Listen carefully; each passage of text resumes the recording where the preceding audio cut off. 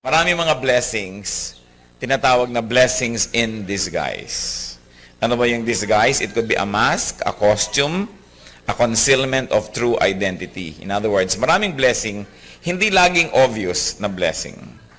Halimbawa, bad weather. There's no such thing as bad weather because God creates all forms of weather. So what is bad weather probably for those who are going on a picnic is good weather for farmers. Halimbawa, ulan. No? What is bad weather for fishermen? Halimbawa, bagyo. May actually be good weather for many people dahil pag may bagyo, yung polluted air na dadala palayo. So wala talagang bad weather. Kumisan bad lang sa yung very specific situation and your limited interest, but actually it's good for all and for the general population. Failure can also be a blessing. Sabi nyo, bakit? Kumisan may kumukuha ng mga exam, bumabagsak, merong mga attempt sila na contest, natatalo, pero bakit nagiging blessing? Yung pala, pagka sobra kang laging nanalo, magiging mayabang ka lang. O kaya kung nanalo ka ng nanalo, magiging sikat ka at malilimutan mo yung mga basic values in life.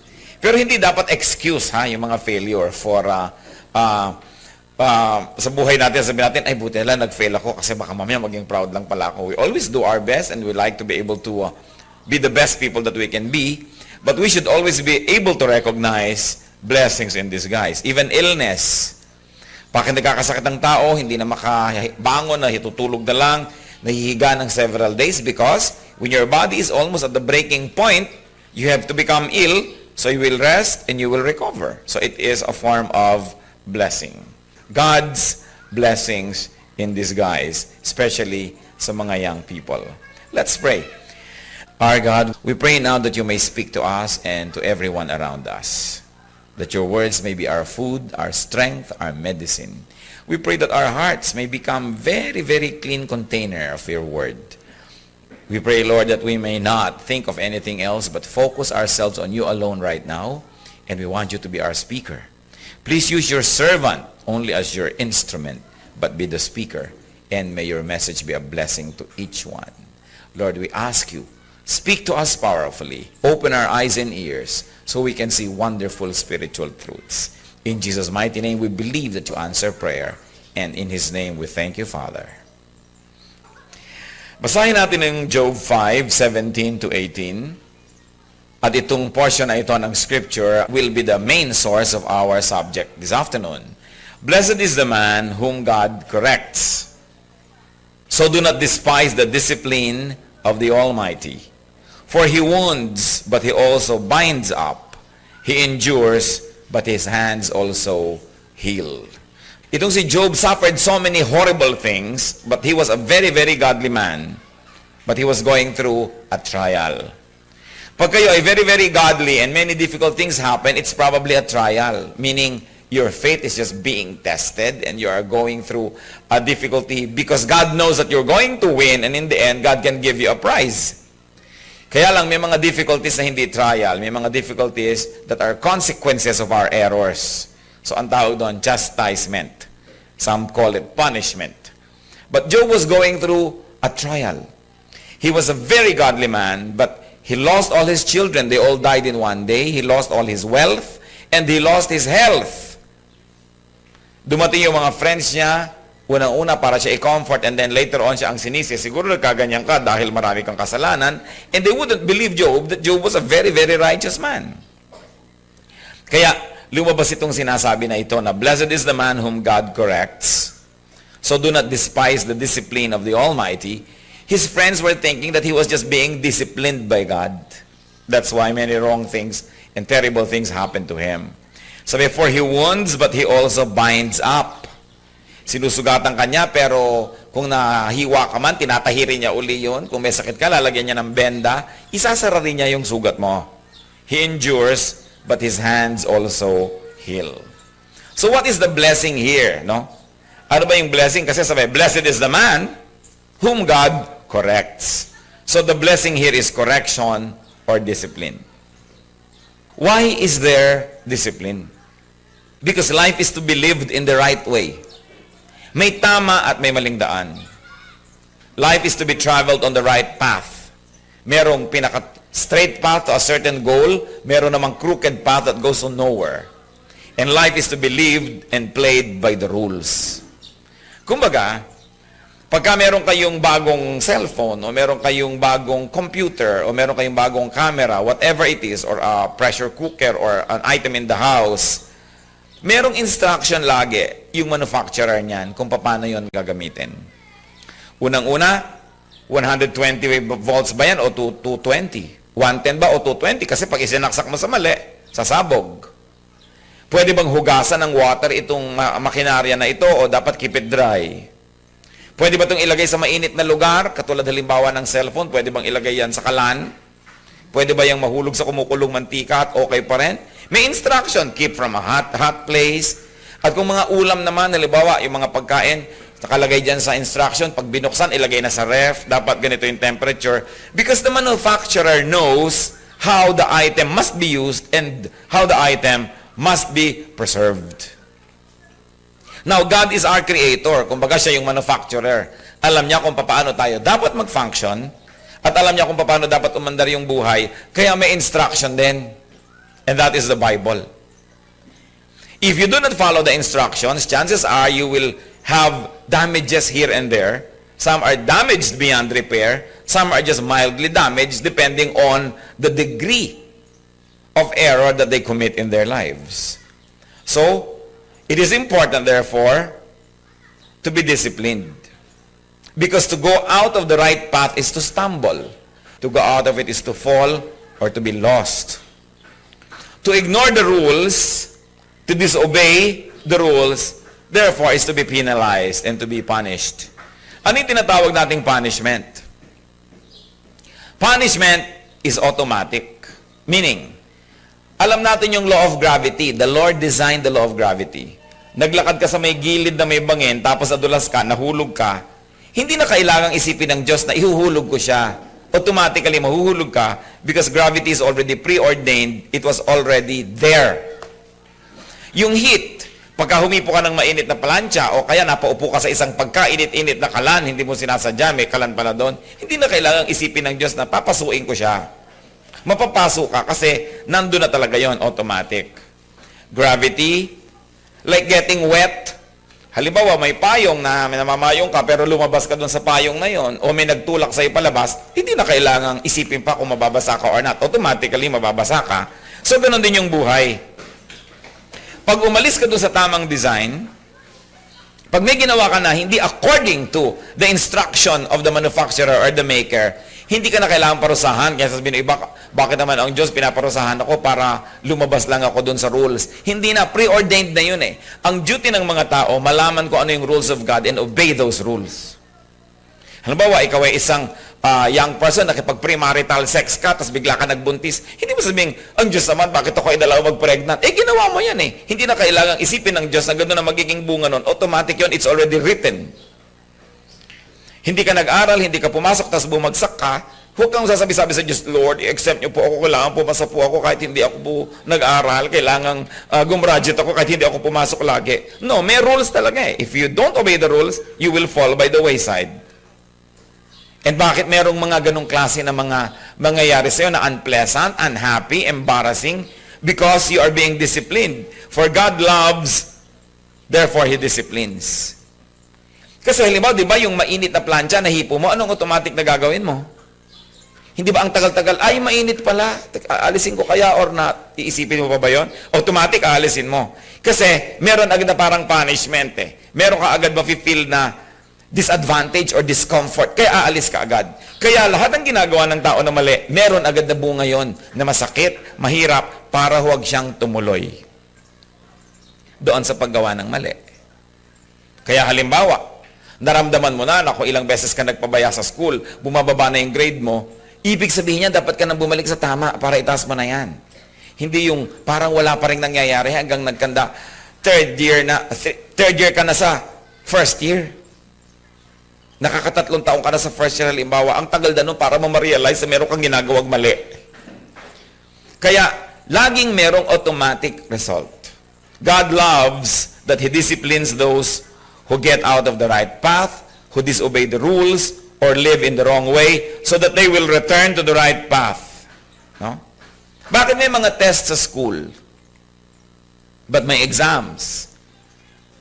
May exam para malaman mo ang hindi mo alam. Halimbawa, 1 to 10, true or false, mali pala yung sagot mo sa number 2, ilagay mo true, yung pala false yon. Tapos dadayain mo para ka lang pumasa. Kailangan mong malaman yung hindi mo alam para next time alam mo na. Alam niyo ba kung bakit may mga test at dapat ginagawa ng lahat ng students pag may test? Magte-test. Ibabalik ngayon yung papel mo, nakita mo lahat yung error mo. Dapat yun, i-research mo, pupunta ka sa teacher. Ano po ang tamang sagot dito? Bakit mali ako? Bakit X? Bakit mali? Para alam mo na. Because tests are given, so you will know what you don't know, so that you will make an effort to know it. And upon knowing it, even you failed in the test, now you are a better person because you know.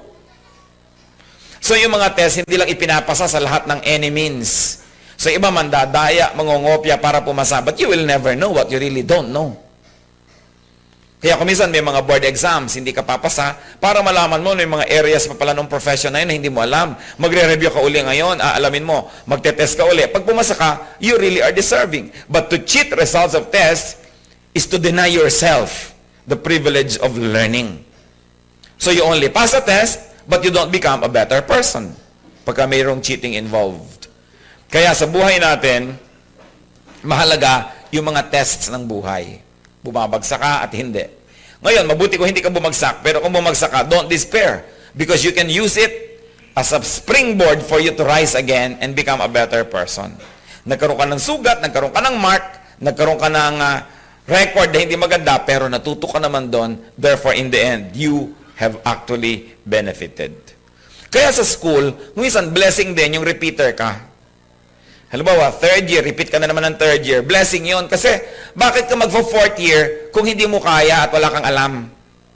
Ngayon, huwag nyo na sabihin, blessed na blessed ako kasi 3 times na ako nagta-third year. Iba naman yun, hindi na yung blessing. That means you are no longer learning from your mistakes. It is not good to make mistakes, but to make one mistake and learn from it can be turned into something good. Pero hindi dapat paulit-ulit yung mistake mo na yun na lang nang yun. Therefore, correction or discipline is a blessing. Those who are corrected, those who are disciplined, are blessed. Alam niyo ba kung bakit nagdi-discipline ang mga magulang? May ginawa kang mali, meron kang punishment. So, ma-underline sa iyo yung lesson na yon, matatandaan mo, ma-emphasize, hindi mo na uulitin kasi mali eh. Because if your little wrong is not corrected, the tendency is you will make a bigger mistake next time, and it gets bigger and bigger and bigger until you get destroyed. That's why you must be corrected. Now, what are the ways of God's blessings?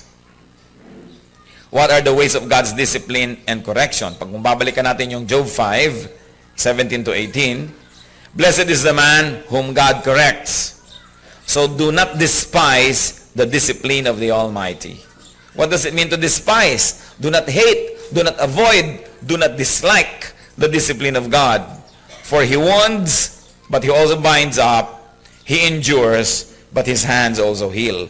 In other words, one of the tools that God can use in disciplining and teaching is wounds. God wounds. Pwedeng wounds na noun, mga sugat. Pwedeng wounds na verb, that God inflicts you with a wound. Bakit sasabihin natin, paano ako gagamutin ng Diyos kung susugatan niya ako? Hindi ba ganun ang ginagawa ng mga surgeon? May sakit ka, hihiwain ka, yung balat mo, yung muscle mo, hihiwain hanggang makarating doon sa bituka mo. Kung yung may bituka mo, tatanggalin siya doon, hihiwain din niya yun, tatanggalin niya yun. Sa biglang tingin, parang cruel siya. That you are being wounded, but then, the surgeon also binds up. Pagkatapos yung tanggalin yung mali at may sakit na part of your body, tatahiin niya yon, isasara niya unti-unti dahil kailangan mo yon. Sa biglang tingin, parang cruel yung surgeon kasi hinihiwa ka niya, sinusugatan ka niya. But what will happen to a tumor? What will happen to a decaying part of your body that cannot heal anymore? It will make your whole body go to waste. So the surgeon cuts with his knife. Bakit yung dentist? Susugatan niya yung gum mo. Magdudugo-dugo yun. Pero, ang end result nun is that probably a decaying tooth is extracted. Probably, some surgery is done on your gum so that all the bones will be correctly placed. In the end, you benefit. Dermatologist. Hindi ko alam kung marami na sa inyong nakakaranas ng dermatological help, pero yung ipiprick yung mukha mo ang sakit-sakit, may mga tinatanggal na mga kung ano-ano dyan, parang masakit, nagbabayad ka para masaktan, pero nasasaktan ka because in the process, pinapagaling ka. So the tool of God is wounds or injuries. God endures, but His hands also heal. Yun ang sinasabi. Katulad ng isang coach. Ang magaling na coach sa sports, parang ini-injure ka. Pagod ka na, ayaw ka pang patigilin. Takbo ka pa ng 10 dyan na ikot. Parang ini-injure ka, but in the end, it is for your own good. Yung chiropractor, binabali-bali ang buto mo, pinapaikot-ikot ka, but in the end, nire-reset ang bones mo. A therapist, halimbawa, nagkaroon ka ng isang accident, hindi ka makalakad, yung therapist, pinapalakad ka, hirap na ka na sa punghakbang pa, papipilitin ka, but in the end, it is for your healing. Because, in many good developments of the human person, healing is done by wounding or injuring the patient. Ganon din yung sa mga school na pinapagbasa ka, gusto mo na sana magpahinga na lang, pero pinagbabasa ka, pinag-aaral ka, ang daming ipinapagawa, in the end, it is for your benefit. Same with diet. Ano ba yung mga dietitian? Pinipigil kang kainin yung gusto mo, tinatasahan yung gusto mo, kinukontian niya, gusto mo pang kumain. Those that make you do exercises. Pagod ka na, papag-exercisein ka pa. Schooling, training, all of these things are good things. Pero sa biglang tingin, parang hindi good. Bakit? Ano yung good sa atin agad-agad? That which gives you immediate pleasure. That which you like. That which does not require you to exert too much effort. But in the end, when you only do that kind of good, it will be bad for you because you will not be the best person that you have to become. Kaya sabi sa Hebrews 12:11, no discipline seems pleasant at the time, but painful. Later on, however, it produces a harvest of righteousness and peace for those who have been trained by it. So no discipline seems pleasant at the time. Pag dinidisiplin ka, naiinis ka sa nagdidisiplin, sa nagtuturo, pero in the end, you will be thankful that you have been disciplined. Siguro nakakita na kayo ng mga taong lumaki na hindi malang nadisiplina ng magulang. Kahit saan na lang sila pumunta, nakakainisan, nagagalit yung mga tao dahil hindi sila marunong makisama, hindi sila marunong tumulong, tatamad-tamad sila, hindi sila polite. Nobody likes them. So in the end, yung ibigay mo lahat ang gusto ng anak mo, nagiging masama para sa kanya dahil hindi siya nagiging likable. And in this life, you need to be likable because you need help of other people. And people help those that they like. Kaya mahalaga, likable ka. Ano yung mga wounds at mga injuries na pinag-uusapan natin? Yun ang correction at yung discipline. That can be the pain, the sorrow that goes with learning. Pwede rin yan limitation. Na-discipline ka, na-limit ka. Halimbawa, you're grounded o hindi ka pwedeng lumabas ng bahay 1 week. Wala kang cellphone ng 2 days. Hindi ka pwedeng pumunta doon at pumunta dito dahil meron kang ginawa na dapat i-correct. No? Embarrassment or shame. Na-embarrass ka, napahiya ka. So that can be a disciplinary measure. It could be corrective if done and applied in a good amount. Failure can teach you to do better. And then, of course, you pay. Sometimes with literal wounds. Merong mga ang hilig-hilig magmotorsiklo, hindi naglalagay ng helmet, tapos biglang nahulog, nabiyak ang ulo. Yan ang bayad niya. Talagang wound. Merong mga careless sa buhay. Ang babata, nagdadrive ng hindi naman sanay, ang bibilis, maaaksidente, mapuputulan ng isang paa all his life. Yan ang bayad. Kasi pala, kung hindi nangyari sa kanya yan, sa susunod na accident niya, patay na siya, ang dami pa niyang mapapatay. So, nagiging tulong kahit sa biglang tingin, parang hindi maganda. So, they can be literal wounds also. Now, what are the instruments of blessing? So, pinag-usapan na natin yung ano yung form ng blessing as discipline. Anong instruments? Anong ginagamit ng Diyos para tayo i-bless through correction and discipline? One is nature. And we have already discussed that. Hindi na kailangan mag-decide ng Diyos na malulunod yung nahulog sa tubig na hindi marunong lumangoy. Malulunod talaga yon. Preordained, written. Nature. Romans 1:20 says, for since the creation of the world, God's invisible qualities, His eternal power and divine nature have been clearly seen, being understood from what has been made, so that men are without excuse.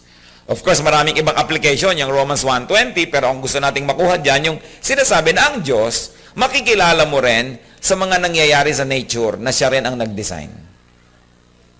So, pwede tayong i-discipline ng God through nature. Hindi ka nag-ingat sa iyong balat, nagbilad ka ng 12 noon, maaraw, may sunburn ka, natural law will tell you na may consequence ang iyong ginawa.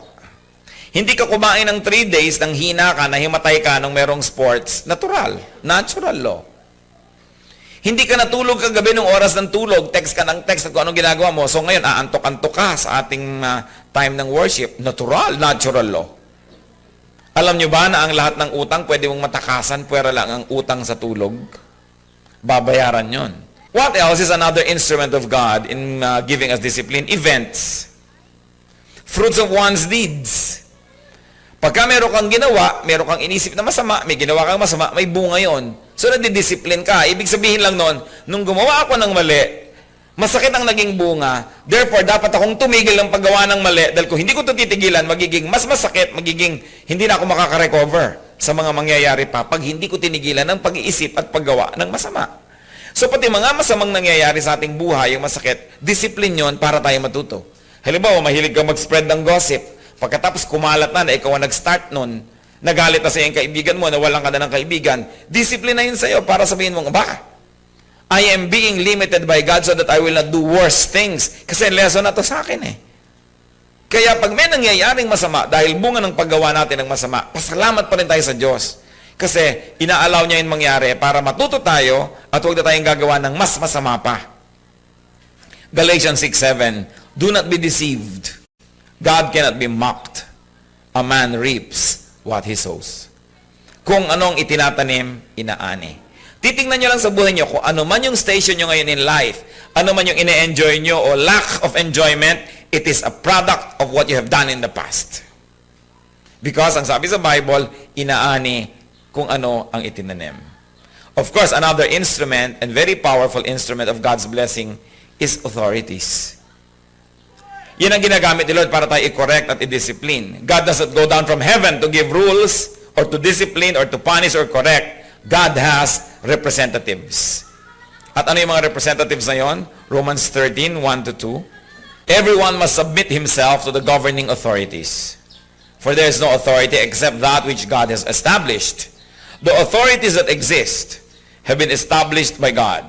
Consequently, he who rebels against authority is rebelling against what God has instituted, and those who do so will bring judgment on themselves.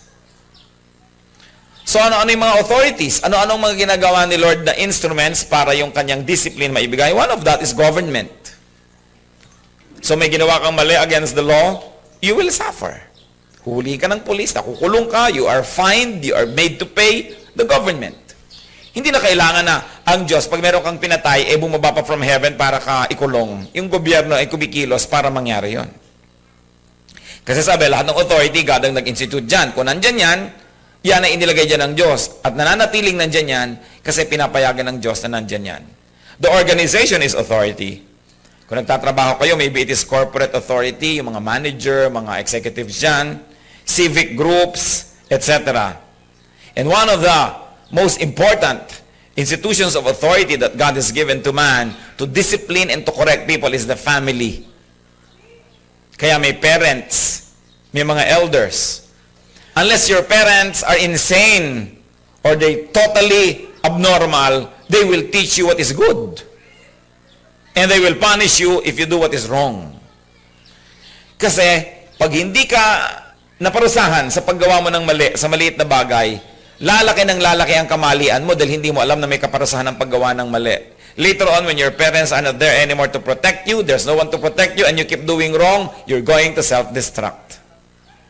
Kaya maliit pala yung mga bata, tinuturuan ng mga parents. Pagka may binigay sa'yo, what will you say? Thank you. Diba?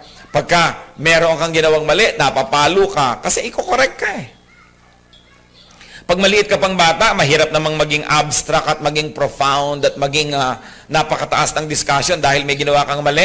So mas maiintindihan mo palo, kaya ka napapalo. Pero pagka lumalaki ka na, may isip ka na, ano na ang pinapalo, hindi na ang katawan mo, kundi ang puso mo, ang ego mo, yun na ang napapalo kasi pagsasabihan ka na lang. Kaya dapat nararamdaman mo yun, hindi na kailangan physically saktan ka pa para lang ma-realize mong meron ka mali. Yun lang hindi ka kinakausap o cold sa'yo yung parents mo. Mag-isip-isip ka na, bakit kaya? Kasi yun na naman yung kapalit ng palo, hindi na physical, emotional na, psychological. At pag kinakipag-usap sa'yo ng halika, mag-usap tayo, ibig sabihin, mental, intellectual. Ginagalang ka na ngayon ng matanda, hindi ka nalang pinapalo, kinakausap ka na. Ibig sabihin, ang tingin sa iyo, you are capable of understanding. Therefore, you are being dealt with on the level of the intellect, not on the physical. Kaya pag kinakausap, hindi ka iwas ng iwas. Kakausapin na naman ako. Tutulog na ako, magdadabog ako para huwag akong kausapin. The family is the instrument of God to correct errors. Because the family is the microcosm of the world. It is the small version of the whole world. May konting competition dyan nangyayari, kailangan mo ng cooperation ng mga tao, may mga nagkakasakit, may challenges, may glory, may shame. So that the family is a training ground for you to behave in the real, bigger world. Kaya mga parents, binibigyan niya ng malaking task to discipline. And of course, the church is another authority that God has instituted so that there will be discipline. That's why the church promotes, teaches, and exercises discipline. Kaya kailangan din ang tao nagvo-volunteer sa church. But you know, it's a free country. There is a separation between church and state. To the point that people may disobey church authority and yet not go to jail and yet not be punished by the law. Pero there is a higher law that punishes such infringements and such abuses. Kaya dapat, kung hindi man tayo huhulihin ng pulis dahil hindi ka nagsa-Sunday school, hindi ka huhulihin ng pulis dahil hindi ka umate ng Bible study, ikaw na mismo ang magbantay sa sarili mo. Kasi God has angels that can serve as the police who will discipline you if you don't live correctly. So authorities are there to represent God. Authorities are there because God has placed them there.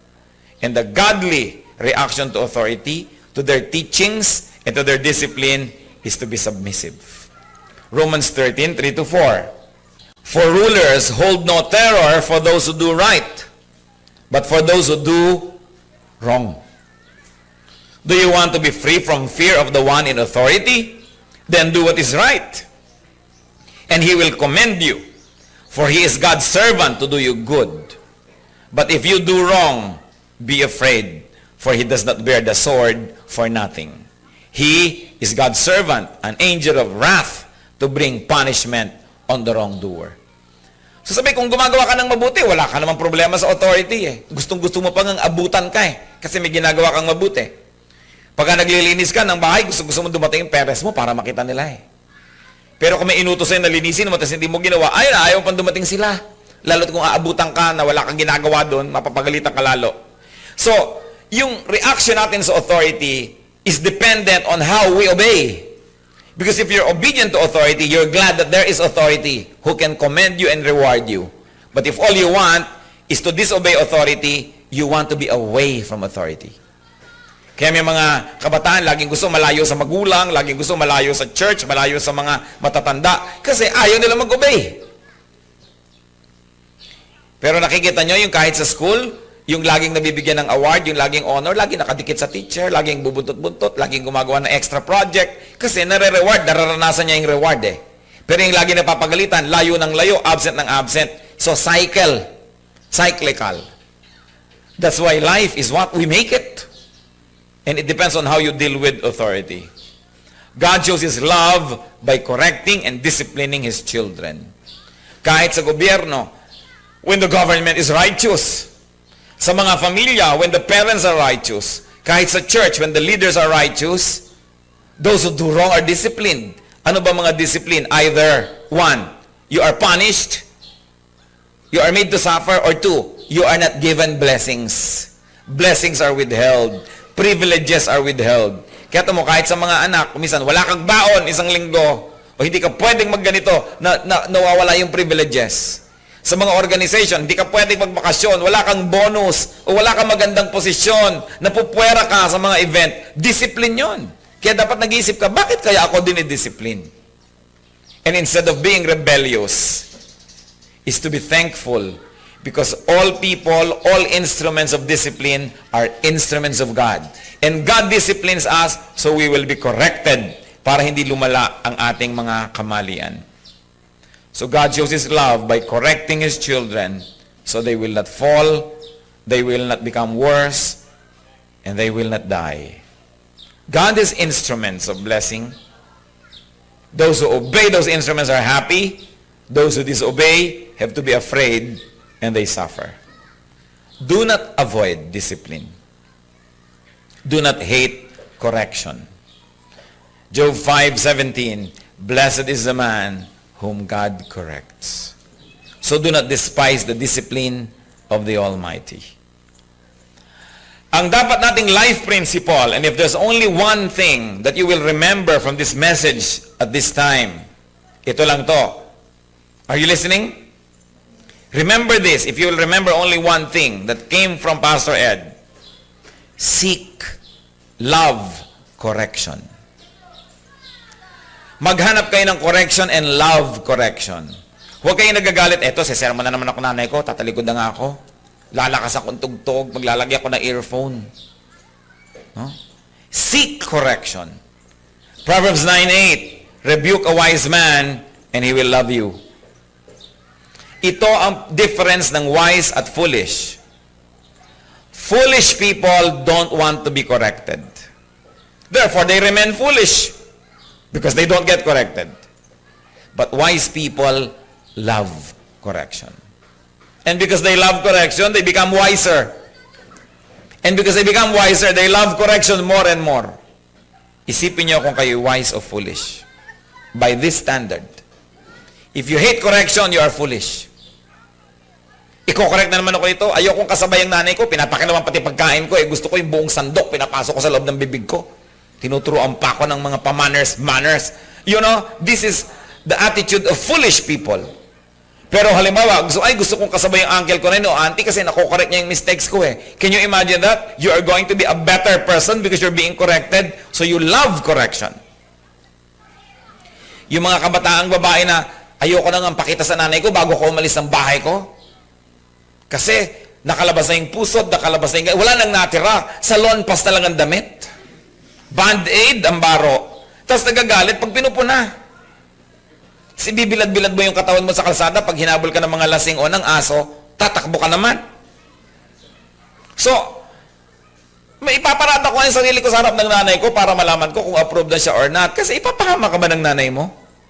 Pero marami mga kabataan, umiiwas. Dumadala lang sa bintana, sa likod, sa fire escape, para huwag makita ng lola kung anong itsura. Marami pa, dalawa ang dalang damit. Naku, parang madre pag lumalabas ng bahay. Pupunta sa mall, pupunta sa toilet doon, magbibihis, biglang band-aid na lang natira. Why will we hate correction? Alam nyo ba, para sa mga matatanda, para sa mga magulang, ang hirap mag-correct. Bakit mahirap? Kasi yung mukha ng anak mo na kinokorek mo, parang chicharong bulaklak na nalukot pag kinokorek mo. Ang gusto, huwag pakialaman. So, kung ikaw parents, masama ang loob mo rin na yung anak mo hindi nakangiti sa'yo, ayaw kumibo, ayaw kumain, nakasabay ka, laging tatago, laging tatampo-tampo. Yung parents, siyempre, masama din ang loob nun. So, kung maaari lang sana, ibigay na lang lahat ng gusto nyo para lagi kayong hahalik-halik sa magulang, laging yayakap-yakap. Pero, ang tunay na mga magulang na nagmamahal will correct you kahit na painful sa inyo at painful din sa kanya. Sasabihin pa ng iba, nakakaingit na may iba kong friends, hindi sila pinapakialaman ng parents nila. Huwag kayong maiinggit sa ganon. Kasi either hindi sila mahal o talagang walang panahon para mahalin sila, hindi na tuloy sila napapakialaman. Sapagkat mas masarap sa magulang, yung pagka alas 9, alas 10 ng gabi, matutulog na sila kahit wala pa kayo. Pero yung magulang na antay ng antay, alauna, alas 2 kapag darating, babiruin mo kung gaano kakamahal ng magulang mo, inaantay ka, chinecheck ka. Yung iba pa, ite-turn off yung cell nila pag tumatawag ang nanay. No? Titingnan ko sino yung pangalan, pagka boyfriend, kandara pa sa pagsagot, halos malulok ang telepono. Pero pag nanay, naku, reject. Samantalang kinokorek ka, hinahanap ka, ang maawa kayo, yung mga anak na walang magulang na naghahanap sa kanila, yun ang kawawa. Kasi walang magulang na mag-iisip na sisirain ko nga ang anak ko. Sometimes yung style nila, pwedeng mali. Pwede. Pero not the intention. Because no loving parent, no church, no authority will intend to destroy the people under their authority. Sometimes because people are the ones implementing God's discipline, may human error. May human error yung style, yung timing, yung wording. Pero ang titingnan nyo yung intention. The intention is to correct you so that you will be saved from disaster. That is what is important. So what will you do? Seek and love correction.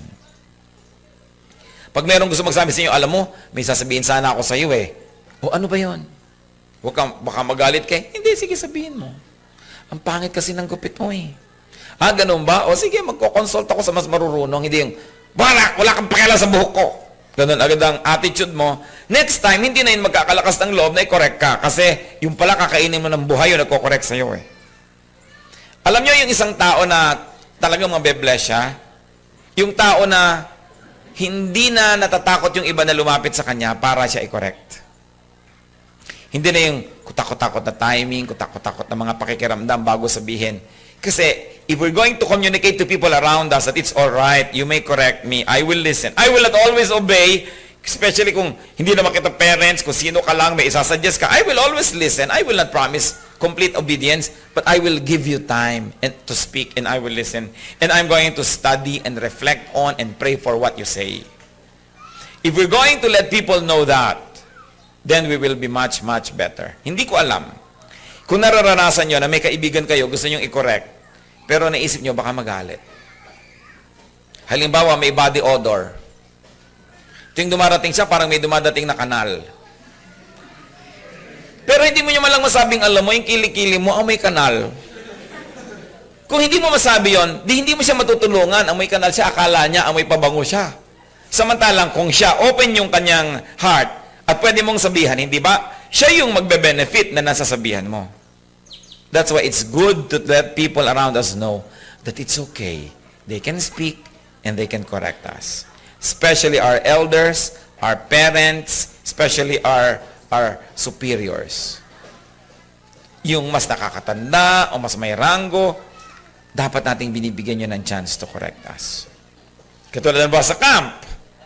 Kung minsan meron tayong mga policies sa mga camp, o ito hindi pwedeng gawin, ito pwede.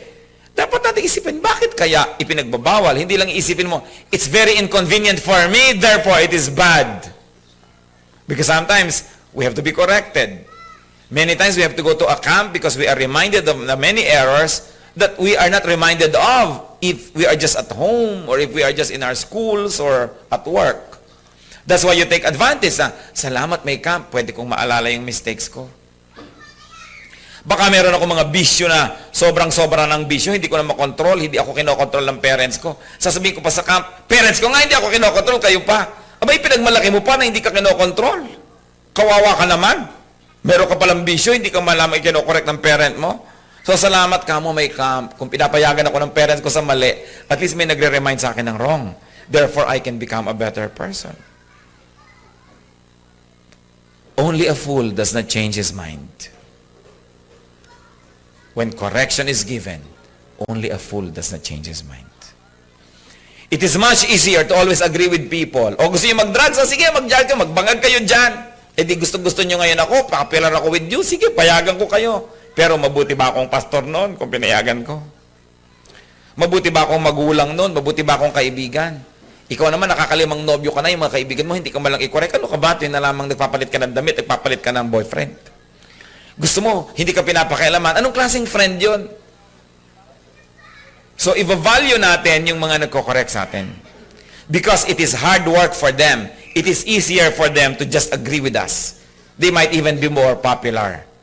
But real people who care, people who really love, will disagree when they have to disagree. Will discipline when they have to discipline. Because they don't want you to go astray, because they don't want you to destroy yourself. It is important. So anong dapat nating tandaan? Seek and love correction. Ikaw na mismo, kung hindi ka tinatanong ng mga kaibigan mo, meron ba akong mistake na nakikita mo, pwede ko i-correct? Minsan, kumakain kayo ng mother mo, nagbe-breakfast kayo, pwede mo itanong, Mami, meron ba akong behavior na you think needs correction?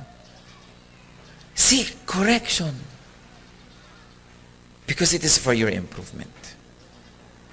And remember, room for improvement is the biggest room in the world. You can never stop improving. And as you keep on improving, you can only become better and better and better. And to improve, we need to be corrected. Huwag tayong umiwas sa correction, mahalin natin yon. Sabi sa Proverbs 9:8, rebuke a wise man, and he will love you. Let's bow our heads before the Lord. Salamat po aming Diyos sapagkat maaari kaming mag-isip. Maaari kaming manahimik at tingnan kung anong kalagayan namin talaga. Lord, we want to be corrected, especially by you and by your representatives. We don't want to be left alone to ourselves when we self-destruct. Unang-una, nagpapasalamat kami, Panginoon, sa mga ipinapadala mo sa aming buhay para kami ma-correct, para kami maitama. Salamat po sa ministry nila. Bagamat mas madali sa kanila na lagi nilang sumang-ayon sa amin at magiging popular pa sila, but they take the difficult and sometimes unpopular stand of disagreeing with us just to correct us. Thank you, Lord, na meron silang genuine concern. Because only those who genuinely love will go through the hard work of correcting and disciplining us. Mas madaling pumayag na lang, mas madaling mangonsinti na lang. Patawarin niyo rin kami, Panginoon, kung kami nagiging mga konsentidor sa mistake ng iba, mga kapatid namin, kaibigan, kakilala. Dahil gusto namin maging popular, gusto namin madalian lang kami, huwag na kaming kalabanin. So payag na lang kami ng payag. Well, we know that there are times when we have to speak, disagree, and correct people around us. So Father, if that's the case in our lives, forgive us. Forgive us for not loving enough and not caring enough so as to correct and rebuke. At ang dalangin namin, Panginoon, maalala namin lagi to seek and love correction. And if you give us wisdom and we have the opportunity, makita mo rin nawa kami, Lord, na we give correction to those who need it.